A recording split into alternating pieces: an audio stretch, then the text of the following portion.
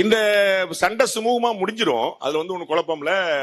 நமக்கு பயங்கரமா மல்லு கட்டி மான் கராத்தை எல்லாம் போட்டுட்டு அப்படியே விஜய் கூட போயிருவாங்க போல தெரிஞ்சு திரும்பி வந்து ஒண்ணு சேர்ந்துருவாங்க. எனக்கு காங்கிரஸுக்கு வந்து 20 வருஷமா கூட இருக்கிறாங்க. நீங்க வந்து சில வீட்டுல பொண்டாட்டி புருஷனுக்கு சண்டையை பார்த்தா அநேகமா சாயந்தரம் டைவர்ஸ் ஆயிரு நினைப்பீங்க. ஆசரவே மாட்டாங்க. அதுக்கப்புறம் 2 பேரும் மூசு மூசு உட்காந்துருப்பாங்க. அவன் வீட்டுக்காரன் பயங்கர கோவத்துல உட்காந்துருப்பான். வீட்டம்மா சொல்லுண்டா அந்த காஃபியை கொண்டாது கூடு அப்படிமா. அவர் காஃபி என் பொண்டாட்டி தெரியும் கோமா இருந்தாலும் காஃபி சாப்பிட்டா சாந்தமான தெரியும். ஒரு காஃபில செட்டில் ஆயிடுவாங்க. அத மாதிரி வந்து ஒரு 2 சீட்டு முன்ன பின்ன வந்து அந்த குடும்பம் வந்து செட்டில் ஆயிடும். ஏன்னா 20 வருஷமா கூட்டு கொடுத்துன இருக்காங்க காங்கிரஸும் திமுக. நீங்க புரிஞ்சுக்கணும். 2004 இருந்து தேவர் இன் அலையன்ஸ் அதர் தென் 2014 2014 தவிர அவங்க தொடர்ந்து அலையன்ஸ் இருக்காங்க. அதனால அந்த சண்டையெல்லாம் புரிந்து கொள்ளக்கூடிய சண்டை தான், ஒன்றும் பிரச்சனை இல்லை.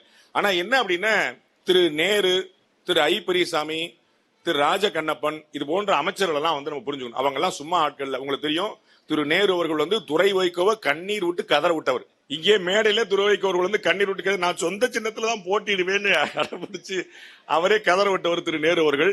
சோ எலெக்ஷன்ல வந்து நிக்கும் போது அவங்களுக்குள்ள கெமிஸ்ட்ரி எப்படி ஒர்க் ஆகுதுங்கிற நம்ம பார்க்கணும். அப்கோர்ஸ் நம்ம திண்டுக்கல்ல, திருச்சியில, மதுரையில இது மாதிரியான ஒரு பெரிய சவால்கள் காத்திருக்குன்னு பார்க்கலாம்.